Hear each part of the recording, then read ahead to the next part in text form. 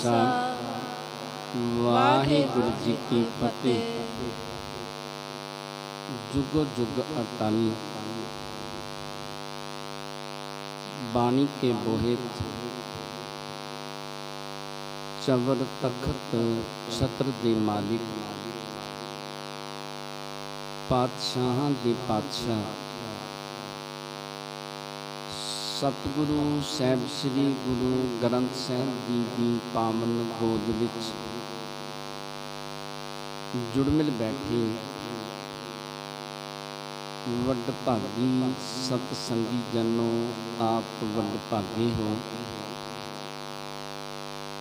जो हर रोज की तरह गुर इतिहास की कथा श्रवण करने वास्ते सतगुरां की पावन गोद विच जुड़ मिल बैठे हो। आप जी ने इस तो पहले प्रसंग दे विच श्रवण कीता है। सतगुरु साहिब श्री गुरु हरगोबिंद पातशाह ने भाई साधु ते भाई रूपे ते बख्शिशां कीतियां, रहमतां कीतियां।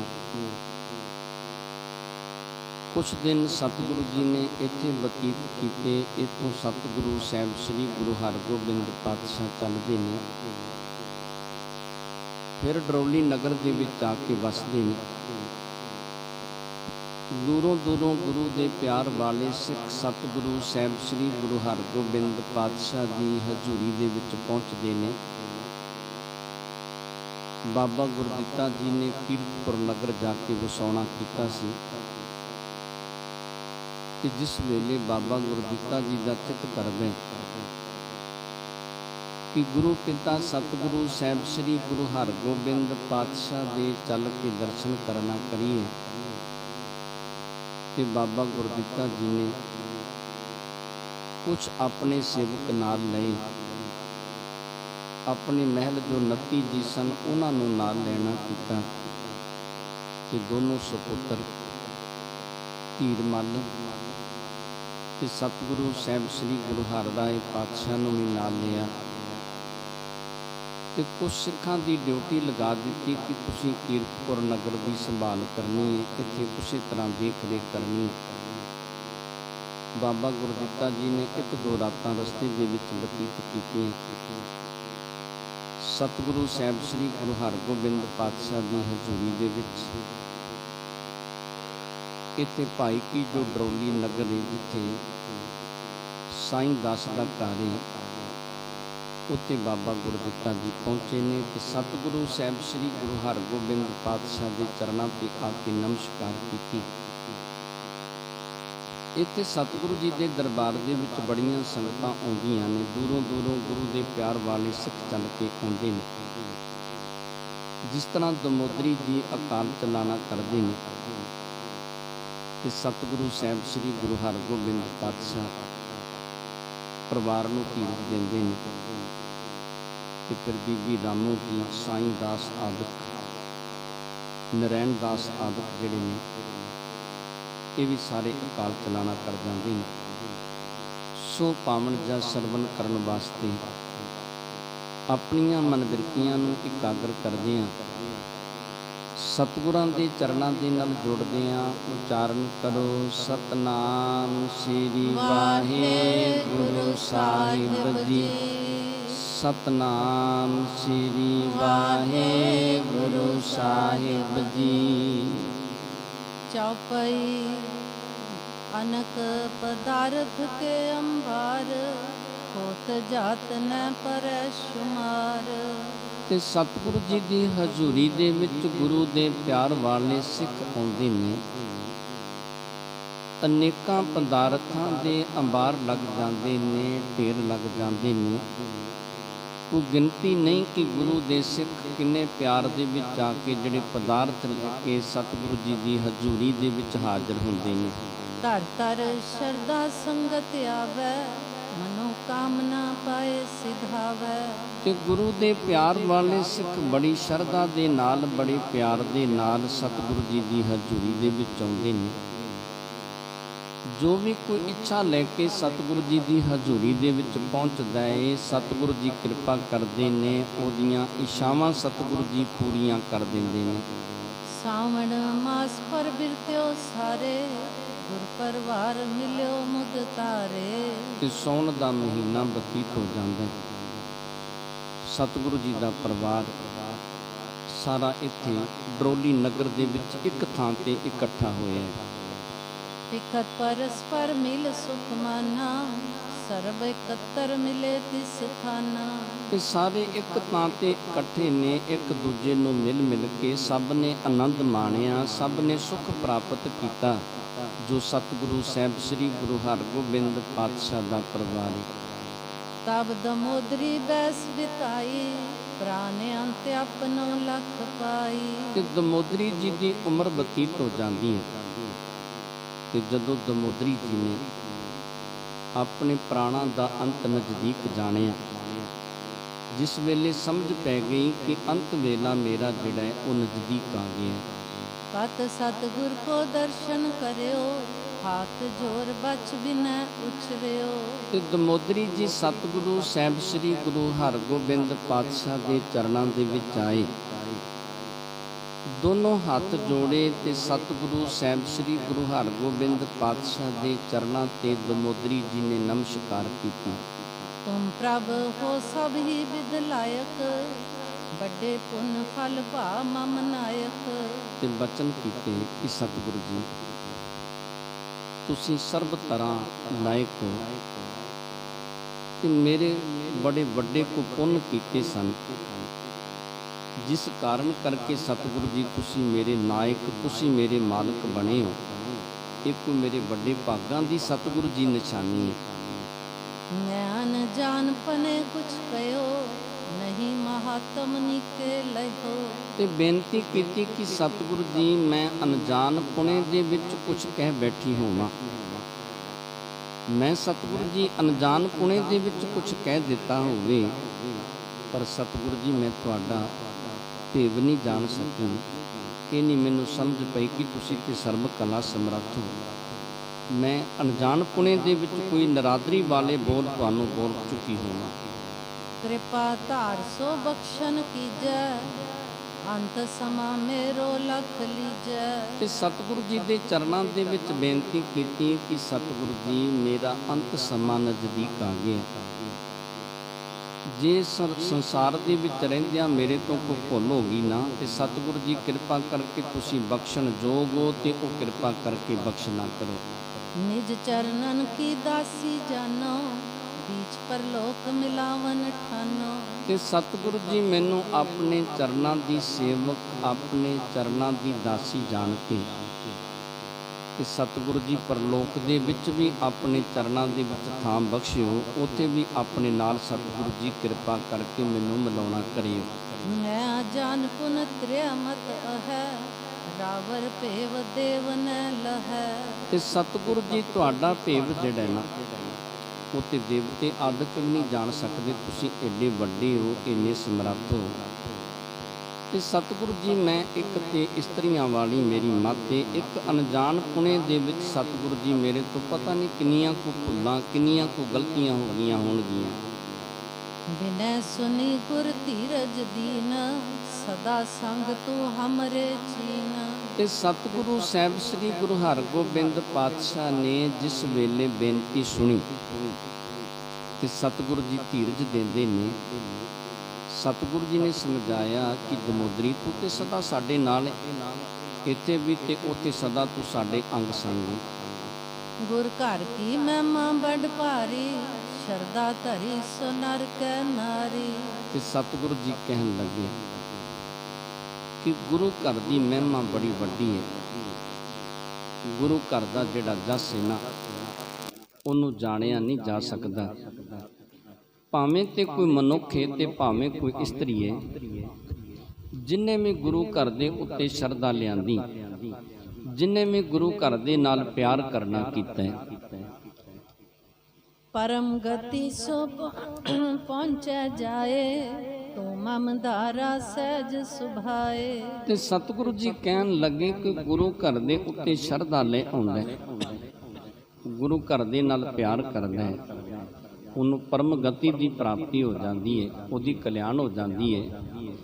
ਤੇ ਸਤਿਗੁਰੂ ਜੀ ਕਹਿਣ ਲੱਗੇ ਕਿ ਤੂੰ ਤੇ ਮੇਰੀ ਇਸਤਰੀ ਹੈ ਤੇ ਤੇਰੀ ਕਲਿਆਣ ਕਿਉਂ ਨਹੀਂ ਹੋਵੇਗੀ, ਤੂੰ ਕਿਉਂ ਨਹੀਂ ਸੰਸਾਰ ਸਾਗਰ ਤੋਂ ਪਾਰ ਹੋਵੇਂਗੀ। ਸਾਧ ਸੰਗੀ ਕਿਮ ਵਿਛਰੇ ਨਾਹੀ, ਤਨ ਤਿਆਗਨ ਸਭ ਹੀ ਜਗ ਮਾਹੀ। ਤੇ ਸਤਿਗੁਰੂ ਜੀ ਕਹਿਣ ਲੱਗੇ ਕਿ ਜਿਨ੍ਹਾਂ ਦੀ ਆਤਮਾ ਅਭੇਦ ਹੋ ਗਈ ਨਾ, ਉਹ ਕਦੇ ਵਿਛੜਦੇ ਨਹੀਂ। ਸਤਿਗੁਰੂ ਜੀ ਨੇ ਸਮਝਾਇਆ ਕਿ ਦਮੋਦਰੀ ਇਹ ਸਰੀਰ ਜਿਹੜੇ ਨੇ ਬਿਨਸਣ ਵਾਲੇ ਨੇ, ਇਹ ਤਨ ਸਭ ਤਿਆਗ ਕੇ ਸੰਸਾਰ ਦੇ ਵਿੱਚੋਂ ਤੁਰੇ ਜਾਂਦੇ ਨੇ। ਆਪਣੀ ਆਪਣੀ ਵਾਰੀ ਸਭ ਨੂੰ ਸੰਸਾਰ ਦੇ ਵਿੱਚੋਂ ਜਾਣਾ ਪੈਂਦਾ ਹੈ। ਥਿਰ ਕੋ ਰਹਿ ਨ ਥੂਲ ਸਰੀਰ, ਨਿਜ ਬਾਰੀ ਸਭ ਪਾਏ ਬਹੀਰ। ਤੇ ਸਤਿਗੁਰੂ ਜੀ ਨੇ ਬਚਨ ਕੀਤੇ ਕਿ ਜਿਹੜੇ ਇਹ ਸਥੂਲ ਸਰੀਰ ਨੇ ਨਾ ਸੰਸਾਰ ਦੇ ਵਿੱਚ, ਇਹਨਾਂ ਦੇ ਵਿੱਚੋਂ ਕੋਈ ਵੀ ਸਥਿਰ ਰਹਿਣ ਵਾਲਾ ਨਹੀਂ, ਸਭ ਬਿਨਸਣ ਵਾਲੇ ਨੇ। ਸਤਿਗੁਰੂ ਜੀ ਨੇ ਤੇ ਪਾਵਨ ਬਾਣੀ ਦੇ ਵਿੱਚ ਬਚਨ ਕੀਤੇ ਨੇ, ਕਹਿੰਦੇ ਦ੍ਰਿਸ਼ਟਮਾਨ ਸਭ ਬਿਨਸੀਐ ਕਿਆ ਲੱਗੇ ਗਵਾਰ। ਕਹਿੰਦੇ ਜੋ ਤੂੰ ਅੱਖਾਂ ਦੇ ਨਾਲ ਵੇਖਦਾ ਨਾ, ਇਹ ਸਭ ਕੁਝ ਬਿਨਸਣ ਵਾਲਾ ਹੈ। ਕੁਝ ਵੀ ਸੰਸਾਰ ਦੇ ਵਿੱਚ ਨਹੀਂ ਰਹਿਣ ਵਾਲਾ। ਜੋ ਕੁਝ ਵੀ ਸੰਸਾਰ ਦੇ ਵਿੱਚ ਨਜ਼ਰ ਆਉਂਦਾ ਹੈ ਨਾ, ਉਹ ਸਭ ਕੁਝ ਸੰਸਾਰ ਦੇ ਵਿੱਚੋਂ ਬਿਨਸਣ ਵਾਲਾ ਹੈ, ਨਾਸ਼ਮੰਤ ਤੇ ਸੰਸਾਰ। ਤੇ ਸਤਿਗੁਰੂ ਜੀ ਕਹਿਣ ਲੱਗੇ ਦਮੋਦਰੀ ਸਭ ਆਪਣੀ ਆਪਣੀ ਵਾਰੀ ਸੰਸਾਰ ਦੇ ਵਿੱਚੋਂ ਤੁਰੇ ਜਾਂਦੇ ਨੇ। ਜਦੋਂ ਕਿਸੇ ਦੀ ਵਾਰੀ ਆ ਜਾਂਦੀ ਹੈ, ਉਹਨੂੰ ਕੋਈ ਰੋਕ ਨਹੀਂ ਸਕਦਾ। ਸੁਨ ਪਤ ਤੇ ਬਹੁਰ ਹਰ ਖਾਈ, ਬਹੁ ਕੁਟੰਬ ਮਿਲੀ ਸਮਦਾਈ। ਤੇ ਦਮੋਦਰੀ ਜੀ ਨੇ ਜਿਸ ਵੇਲੇ ਸਤਿਗੁਰੂ ਜੀ ਦੇ ਬਚਨ ਸੁਣੇ, ਬੜਾ ਸੁੱਖ ਪ੍ਰਾਪਤ ਹੋਇਆ, ਬੜਾ ਆਨੰਦ ਪ੍ਰਾਪਤ ਹੋਇਆ। ਤੇ ਉਸ ਤੋਂ ਬਾਅਦ ਦਮੋਦਰੀ ਜੀ ਨੇ ਆਪਣੇ ਸਾਰੇ ਪਰਿਵਾਰ ਨੂੰ ਮਿਲਣਾ ਕੀਤਾ। ਕਰ ਇਸ਼ਨਾਨ ਕੋ ਪੌੜੀ ਤਹਾਂ, ਉਸ ਕੋ ਆਸਤਰਨ ਰਚ ਜਹਾਂ। ਤੇ ਫਿਰ ਕਹਿੰਦੇ ਦਮੋਦਰੀ ਜੀ ਨੇ ਕੀ ਕੀਤਾ, ਇਸ਼ਨਾਨ ਕੀਤਾ। ਤੇ ਇਸ਼ਨਾਨ ਕਰਕੇ ਦਮੋਦਰੀ ਜੀ ਲੰਮੇ ਪੈ ਜਾਂਦੇ ਨੇ। ਕੰਤ ਧਿਆਨ ਮੈਂ ਹੋਏ ਲੈ ਲੀਨ, ਤਨ ਕੋ ਤਿਆਗਨ ਤਤ ਛਿਨ ਕੀਨ। ਤੇ ਸਤਿਗੁਰੂ ਜੀ ਦੇ ਧਿਆਨ ਦੇ ਵਿੱਚ ਜੁੜ ਗਈ ਦਮੋਦਰੀ ਜੀ, ਤੇ ਥੋੜੇ ਸਮੇਂ ਦੇ ਵਿੱਚ ਹੀ ਆਪਣਾ ਸਰੀਰ ਜਿਹੜਾ ਸੀ ਉਹ ਤਿਆਗ ਦਿੱਤਾ। ਗੰਗ ਸਾਸ ਕੇ ਪਾਸ ਪਧਾਰੀ, ਚੜ ਬੇਬਾਨ ਦੀਪਤ ਦੁੱਤ ਭਾਰੀ। ਤੇ ਕਹਿੰਦੇ ਉਸ ਵੇਲੇ ਮਾਤਾ ਦਮੋਦਰੀ ਜੀ ਆਪਣੇ ਪ੍ਰਾਣਾਂ ਨੂੰ ਤਿਆਗ ਕੇ ਨਾ, ਦਮੋਦਰੀ ਜੀ ਕਹਿੰਦੇ ਆਪਣੀ ਸੱਸ ਗੰਗਾ ਜੀ ਦੇ ਕੋਲ ਚਲੇ ਜਾਂਦੇ ਨੇ, ਪਰਲੋਕ ਗਮਨ ਕਰ ਜਾਂਦੇ ਨੇ। ਸਭ ਪਰਿਵਾਰ ਨਿਹਾਰਤ ਰਹਿਓ, ਪ੍ਰਾਨ ਅੰਤ ਹੋਇਸ ਜਬ ਲਇਓ। ਤੇ ਜਿੰਨਾ ਸਤਿਗੁਰੂ ਜੀ ਦਾ ਪਰਿਵਾਰ ਸੀ ਨਾ, ਉਹ ਸਭ ਵੇਖਦਾ ਰਿਹਾ। ਜਦੋਂ ਦਮੋਦਰੀ ਜੀ ਦੇ ਪ੍ਰਾਣ ਨਿਕਲ ਜਾਂਦੇ ਨੇ ਸਰੀਰ ਦੇ ਵਿੱਚੋਂ, ਪ੍ਰਾਣਾਂ ਦਾ ਜਿਸ ਵੇਲੇ ਅੰਤ ਹੋ ਜਾਂਦਾ ਹੈ, 1688 ਮਾਹੀ, ਪਾਪਰ ਲੋਕ ਗੁਰੂ ਤਿਰਿਆ ਤਾਹੀ। ਉਸ ਵੇਲੇ 1688ਵਾਂ ਸੰਮਤ ਸੀ, ਜਿਸ ਵੇਲੇ ਦਮੋਦਰੀ ਜੀ ਜੋ ਸਤਿਗੁਰੂ ਜੀ ਦੇ ਮਹਿਲ ਸਨ, ਇਹਨਾਂ ਨੇ ਆਪਣਾ ਸਰੀਰ ਤਿਆਗਿਆ। ਅਰੁਦਨ ਕੀਨ ਮਿਲ ਕੇ ਸਭ ਨਾਰੀ, ਰਾਮੋ ਸੁਸਾਸਨ ਹੈ ਦੁਖਾਰੀ। ਜਿੰਨੀਆਂ ਇਸਤਰੀਆਂ ਸਨ ਸਭ ਵੈਰਾਗ ਦੇ ਵਿੱਚ ਆ ਜਾਂਦੀਆਂ, ਕਿਉਂ ਦਮੋਦਰੀ ਜੀ ਦਾ ਸਭ ਦੇ ਨਾਲ ਪਿਆਰ ਸੀ। ਤੇ ਮਾਤਾ ਦਮੋਦਰੀ ਜੀ ਦੇ ਜੋ ਭੈਣ ਸੀ ਰਾਮੋ ਜੀ, ਉਹਨਾਂ ਦੇ ਅੰਦਰ ਦਮੋਦਰੀ ਜੀ ਦੇ ਪ੍ਰਤੀ ਬਹੁਤ ਜ਼ਿਆਦਾ ਸਨੇਹ ਸੀ, ਬਹੁਤ ਜ਼ਿਆਦਾ ਪਿਆਰ ਸੀ। ਹੁਤੀ ਸੁਮਤ ਬੜ ਭਾਗਨ ਆਹੀ, ਸਭ ਪਰਿਵਾਰ ਉਧਾਰਿਓ ਜਾਹੀ। ਤੇ ਰਾਮੋ ਜੀ ਕਹਿਣ ਲੱਗੇ ਕਿ ਇਹ ਜੋ ਦਮੋਦਰੀ ਜੀ ਸਨ, ਇਹ ਬਹੁਤ ਵੱਡੇ ਭਾਗਾਂ ਵਾਲੇ ਸਨ। ਇਹਨਾਂ ਦੇ ਕਾਰਨ ਕਰਕੇ ਸਾਰੇ ਪਰਿਵਾਰ ਦਾ ਉਧਾਰ ਹੋ ਗਿਆ, ਇਹਨਾਂ ਦੇ ਕਾਰਨ ਕਰਕੇ ਸਾਰੇ ਪਰਿਵਾਰ ਦੀ ਕਲਿਆਣ ਹੋ ਗਿਆ। ਮਾਤਾ ਪਿਤਾ ਮੋਹਿ ਬੋ ਆਨ, ਗੁਰਪਤ ਤੇ ਕੀ ਨਸ ਕਲਿਆਣ। ਤੇ ਮੇਰੇ ਮਾਤਾ ਪਿਤਾ, ਉਹਨਾਂ ਦੀ ਵੀ ਕਲਿਆਣ ਹੋ ਗਈ। ਗੁਰੂ ਪਿਤਾ ਸਤਿਗੁਰੂ ਸਾਹਿਬ ਸ੍ਰੀ ਗੁਰੂ ਹਰਗੋਬਿੰਦ ਪਾਤਸ਼ਾਹ ਦੇ ਕਾਰਨ ਕਰਕੇ ਸਤਿਗੁਰੂ ਜੀ ਦੇ ਨਾਲ ਜੋ ਸੰਬੰਧ ਜੁੜੇ ਨਾ, ਇਹਨਾਂ ਸੰਬੰਧਾਂ ਦੇ ਕਾਰਨ ਕਰਕੇ ਸਾਰਾ ਪਰਿਵਾਰ ਜਿਹੜਾ ਉਹ ਸੰਸਾਰ ਸਾਗਰ ਤੋਂ ਪਾਰ ਹੋ ਗਿਆ। ਜਿਸ ਨੇ ਸ੍ਰੀ ਗੁਰ ਦਿੱਤਾ ਜਯੋ, ਜਗਤੇਸ਼ਵਰ ਪ੍ਰਿਆ ਭਰਤਾ ਭਇਓ। ਤੇ ਕਹਿਣ ਲੱਗੇ ਕਿ ਜਿਨਨੇ ਗੁਰਦਿੱਤਾ ਜੀ ਨੂੰ ਜਨਮ ਦੇਣਾ ਕੀਤਾ ਤੇ ਸਤਿਗੁਰੂ ਜੀ ਜਿਨ੍ਹਾਂ ਦੇ ਭਰਾਤਾ ਬਣੇ, ਜਿਨ੍ਹਾਂ ਦੇ ਮਹਿਲ ਸਨ ਦਮੋਦਰੀ ਜੀ। इसकी पदवी कहाँ बिचारी, तरे संबंधी सब नर नारी। ਤੇ ਕਹਿਣ ਲੱਗੇ ਕਿ ਇਹਦੀ ਪਦਵੀ ਦੀ ਕਿਹੜੀ ਗੱਲ ਹੈ। ਕਹਿੰਦੇ ਕਿ ਕੁਟੰਬ ਤਰ ਗਿਆ, ਪਰਿਵਾਰ ਤਰ ਗਿਆ, ਹੋਰ ਜਿਹੜੇ ਇਹਨਾਂ ਦੇ ਨਾਲ ਸੰਬੰਧ ਰੱਖਣ ਵਾਲੇ ਸਨ ਉਹ ਸਭ ਸੰਸਾਰ ਸਾਗਰ ਤੋਂ ਪਾਰ ਹੋ ਗਏ ਨੇ। इत्याद गुणन कुचारत, रोदत सुसा प्रीत प्रत पारत। ਤੇ ਬੀਬੀ ਰਾਮੋ ਜੀ ਉਸ ਵੇਲੇ ਮਾਤਾ ਦਮੋਦਰੀ ਜੀ ਦੇ ਗੁਣ ਉਚਾਰਨ ਕਰਦੇ ਨੇ ਤੇ ਜਦੋਂ ਗੁਣ ਉਚਾਰਨ ਕਰਦੇ ਨੇ ਬੜੇ ਵੈਰਾਗ ਦੇ ਵਿੱਚ ਆ ਜਾਂਦੇ ਨੇ। ਉਸ ਵੇਲੇ ਨੇਤਰਾਂ ਦੇ ਵਿੱਚੋਂ ਜਲ ਵਹਿਰ ਤੁਰਦਾ ਹੈ ਜਿਸ ਵੇਲੇ ਆਪਣੀ ਭੈਣ ਦਮੋਦਰੀ ਜੀ ਦੇ ਗੁਣ ਉਚਾਰਨ ਕਰਨਾ ਕਰਦੇ ਨੇ। ਇਹ ਜਗ ਰੀਤ ਸਬਨ ਸਿਰ ਹੋਈ, ਮਤ ਰੁਦਨੋ ਅਚਰਜ ਨ ਕੋਈ। ਤੇ ਕਹਿੰਦੇ ਫਿਰ ਉਸ ਵੇਲੇ ਸਤਿਗੁਰੂ ਜੀ ਸਮਝਾਉਂਦੇ ਨੇ ਕਿ ਜਗਤ ਦੀ ਰੀਤ, ਸੰਸਾਰ ਦੀ ਰੀਤ ਇਹੋ ਜਿਹੀ ਹੈ, ਸੰਸਾਰ ਦੇ ਵਿੱਚੋਂ ਕੋਈ ਚਲਿਆ ਜਾਵੇ ਉਸ ਤੋਂ ਬਾਅਦ ਰੋਣ ਦਾ ਕੋਈ ਲਾਭ ਨਹੀਂ ਕਿਸੇ ਨੂੰ ਪ੍ਰਾਪਤ ਹੋਇਆ ਕਰਦਾ। ਇਹ ਤੇ ਇਸੋ ਜੀ ਜਗਤ ਦੀ ਰੀਤ ਤੇ ਜੋ ਸੰਸਾਰ ਦੇ ਵਿੱਚ ਆਇਆ ਹੈ ਉਹਨੇ ਸੰਸਾਰ ਦੇ ਵਿੱਚੋਂ ਚਲੀ ਜਾਣਾ ਹੈ। ਅੰਮ੍ਰਿਤ ਰੀਤ ਗੁਰ ਦਿੱਤਾ ਆਨੰਦ, ਕਰੀ ਸਕਲ ਜਿਮ ਭਨੀ ਬਿਲੰਦ।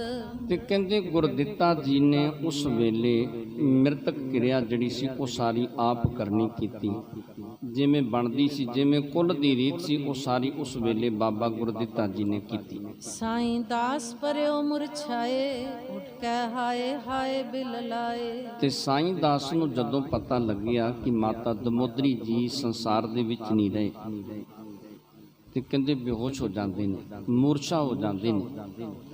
ਤੇ ਜਿਸ ਵੇਲੇ ਸੁੱਧ ਆਉਂਦੀ ਹੈ ਤੇ ਫਿਰ ਉਸ ਵੇਲੇ ਵਰਲਾਪ ਕਰਨ ਲੱਗ ਜਾਂਦੇ ਨੇ। हे बड़ भागन तू उपकारा, भयो संबंधी गुरु हमारा।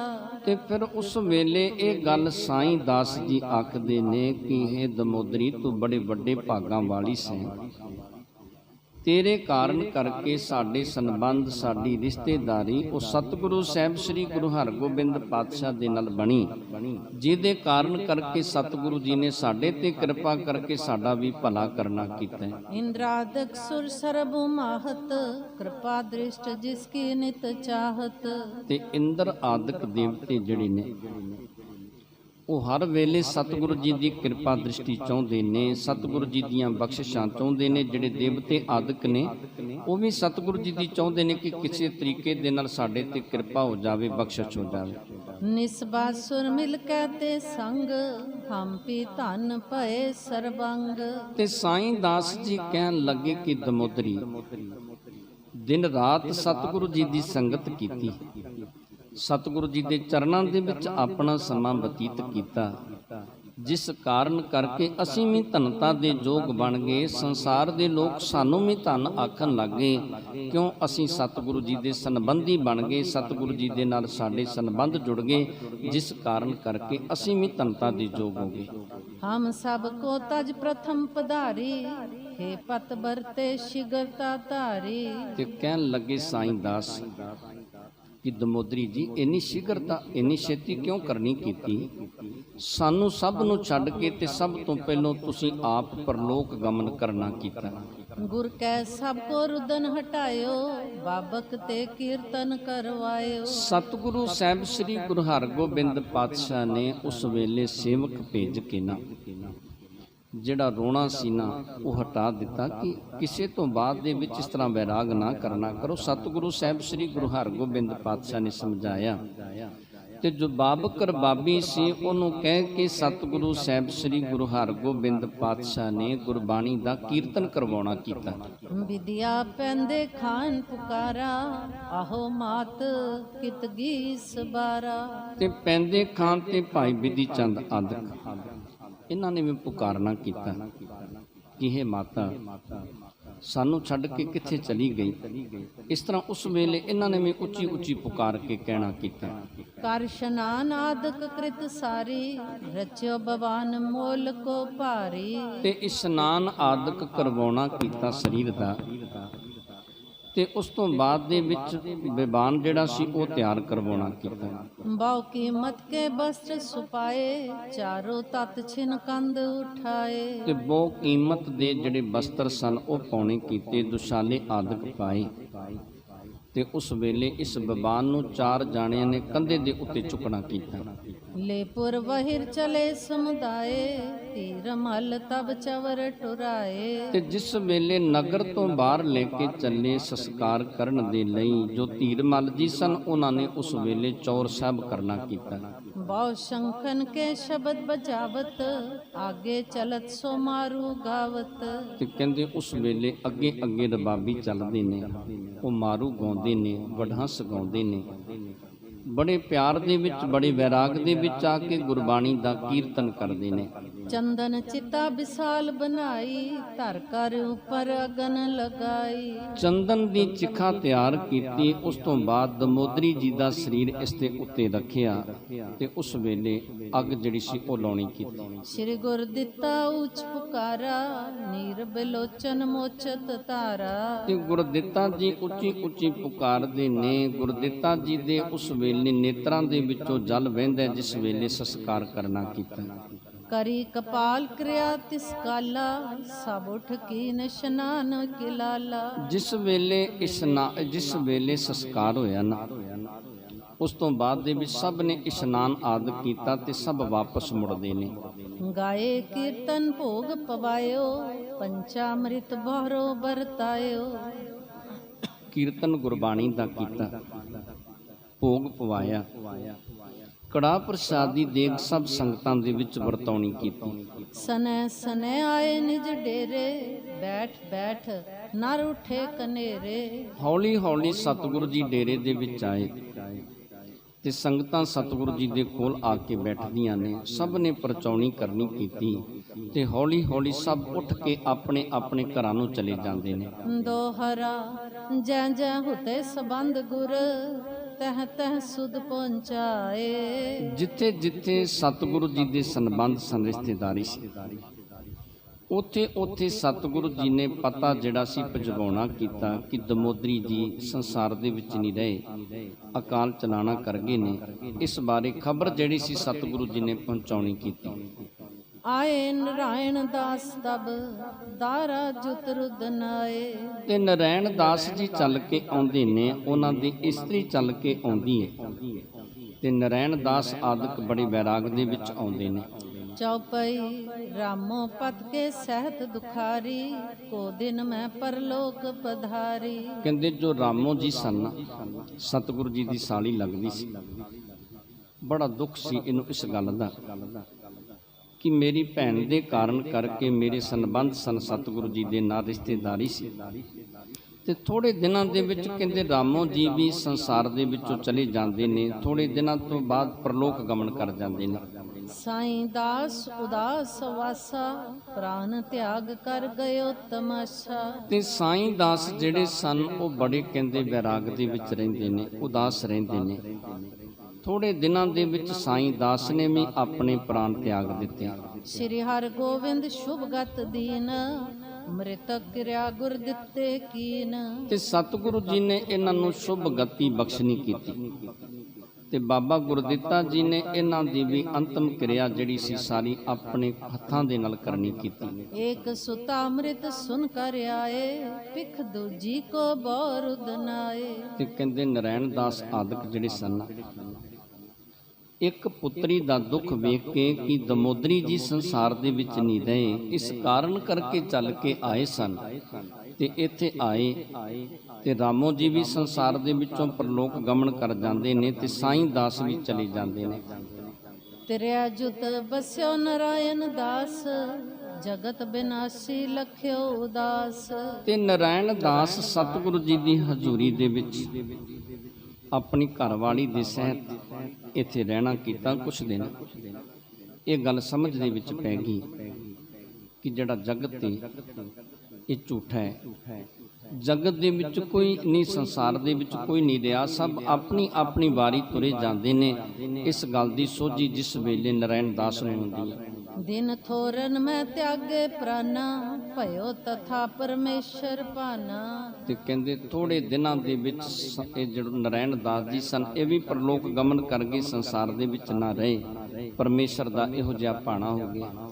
ਦਇਆ ਕੌਰ ਜੁਤ ਸ਼ੁਭ ਗਤ ਪਾਈ, ਜਿਨ ਕੀ ਕੁਲ ਸਿੱਖੀ ਚਲ ਆਈ। ਕਹਿੰਦੇ ਦਇਆ ਕੌਰ ਨੇ ਵੀ ਕਹਿੰਦੇ ਸ਼ੁਭ ਗਤੀ ਪ੍ਰਾਪਤ ਕਰਨੀ ਕੀਤੀ, ਜਿਨ੍ਹਾਂ ਦੀ ਕੁੱਲ ਦੇ ਵਿੱਚ ਸਿੱਖੀ ਸੀ, ਜਿਹੜੇ ਸਤਿਗੁਰੂ ਸਾਹਿਬ ਸ੍ਰੀ ਗੁਰੂ ਅੰਗਦ ਦੇਵ ਜੀ ਪਾਤਸ਼ਾਹ ਤੋਂ ਲੈ ਕੇ ਸਤਿਗੁਰੂ ਜੀ ਦੇ ਚਰਨਾਂ ਦੇ ਵਿੱਚ ਜੁੜੇ ਸਨ। ਕਹਿੰਦੇ ਨਰੈਣ ਦਾਸ ਤੇ ਦਇਆ ਕੌਰ, ਇਹਨਾਂ ਨੇ ਵੀ ਸ਼ੁਭ ਗਤੀ ਪ੍ਰਾਪਤ ਕਰਨੀ ਕੀਤੀ।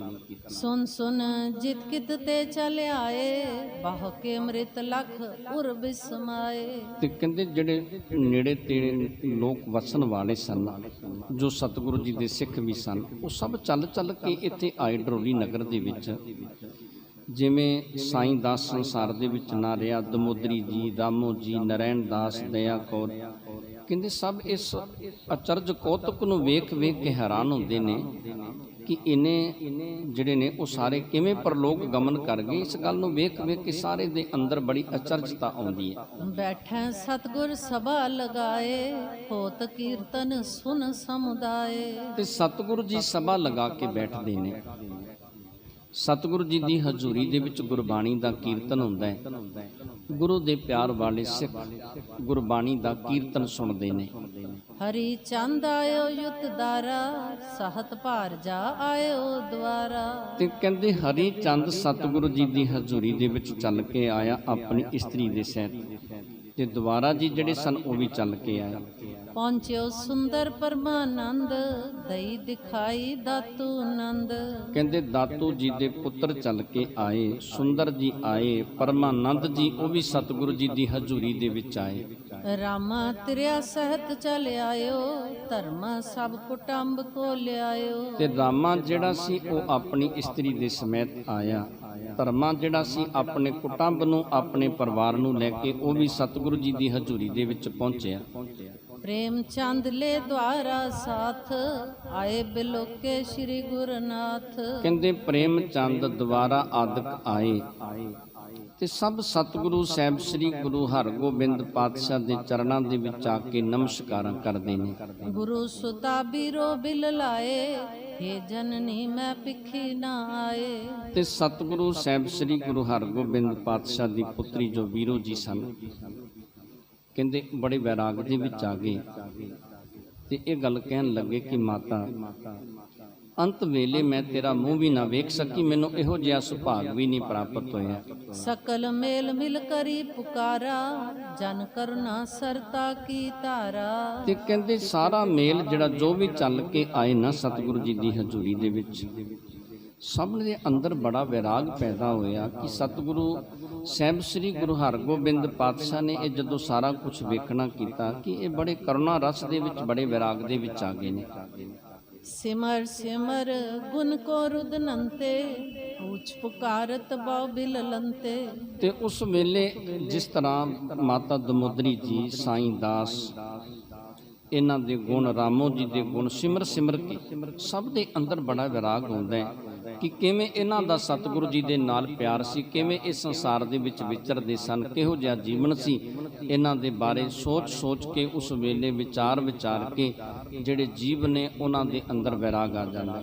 ਸਤਿਗੁਰ ਦਈ ਸਬਨ ਕੋ ਧੀਰ, ਗਤ ਐਸੀ ਜੋ ਧਰਤ ਸਰੀਰ। ਤੇ ਸਤਿਗੁਰੂ ਜੀ ਨੇ ਸਭ ਨੂੰ ਧੀਰਜ ਦੇਣਾ ਕੀਤਾ।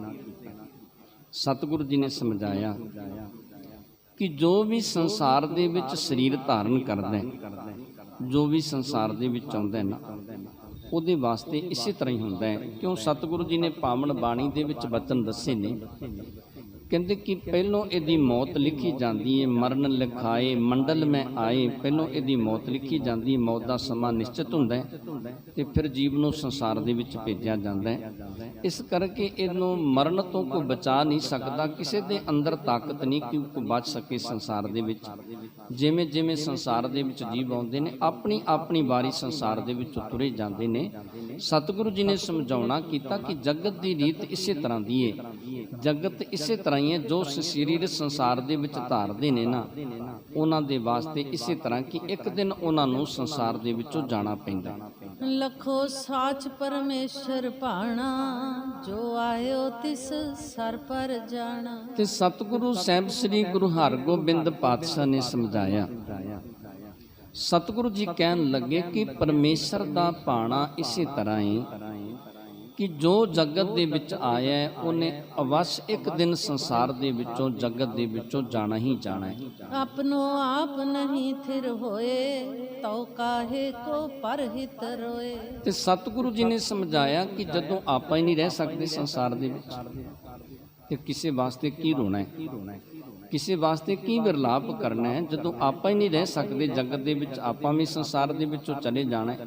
ਸਤਿਗੁਰੂ ਜੀ ਤੇ ਦੱਸਦੇ ਨੇ ਕਿ ਤੁਮ ਰੋਵੋਗੇ ਉਸ ਕੋ ਤੁਮ ਕੋ ਕੌਣ ਰੋਈ। ਕਹਿੰਦੇ ਕਿ ਉਹ ਚਲਿਆ ਗਿਆ ਤੇ ਤੂੰ ਵਿਰਲਾਪ ਕਰਨਾ ਤੇ ਤੈਨੂੰ ਵੀ ਸੰਸਾਰ ਦੇ ਵਿੱਚੋਂ ਇੱਕ ਦਿਨ ਜਾਣਾ ਪੈਣਾ। श्री ग्रंथ साहिब पठवायो, दिन 13वें भोग पवायो। ਤੇ ਸਤਿਗੁਰੂ ਸਾਹਿਬ ਸ੍ਰੀ ਗੁਰੂ ਹਰਗੋਬਿੰਦ ਪਾਤਸ਼ਾਹ ਨੇ ਗੁਰਬਾਣੀ ਦਾ ਪਾਠ ਕਰਵਾਉਣਾ ਕੀਤਾ। ਗ੍ਰੰਥ ਸਾਹਿਬ ਦਾ ਪਾਠ ਪ੍ਰਾਰੰਭ ਕਰਾਇਆ। 14 ਦਿਨਾਂ ਦੇ ਵਿੱਚ ਸਮਾਪਤੀ ਕਰਵਾਉਣੀ ਕੀਤੀ। पंचामृत अद कै करवायो, खोए शोक सब मैं बरतायो। ਤੇ ਸਤਿਗੁਰੂ ਜੀ ਨੇ ਉਸ ਵੇਲੇ ਕੜਾਹ ਪ੍ਰਸ਼ਾਦ ਦੀ ਦੇਗ ਸਭ ਸੰਗਤਾਂ ਦੇ ਵਿੱਚ ਵਰਤਾਈ ਤੇ ਸ਼ੋਕ ਜਿਹੜਾ ਸੀ ਉਹ ਖਤਮ ਕਰਨਾ ਕੀਤਾ ਕਿ ਹੁਣ ਕੋਈ ਸ਼ੋਕ ਨਾ ਕਰੇ, ਹੁਣ ਕੋਈ ਦੁਖੀ ਨਾ ਹੋਣਾ ਕਰੇ। ਇਹ ਕੜਾਹ ਪ੍ਰਸ਼ਾਦੀ ਦੇਗ ਸਤਿਗੁਰੂ ਜੀ ਨੇ ਸਭ ਸੰਗਤਾਂ ਦੇ ਵਿੱਚ ਵਰਤਵਾ ਦਿੱਤੀ। ਅਦਕ ਦਾਨ ਦੀਨ ਸਭ ਕਾਰਨ, ਪ੍ਰਿਥਕ ਪ੍ਰਿਥਕ ਕਰ ਨਾਮ ਉਚਾਰਨ। ਤੇ ਸਤਿਗੁਰੂ ਜੀ ਨੇ ਕਹਿੰਦੇ ਫਿਰ ਉਸ ਵੇਲੇ ਬਹੁਤ ਸਾਰਾ ਦਾਨ ਵੀ ਦਿੱਤਾ। ਜੋ ਲੋੜਵੰਦ ਸਨ ਉਹਨਾਂ ਤੇ ਸਤਿਗੁਰੂ ਜੀ ਨੇ ਬਖਸ਼ਿਸ਼ਾਂ ਵੀ ਕੀਤੀਆਂ।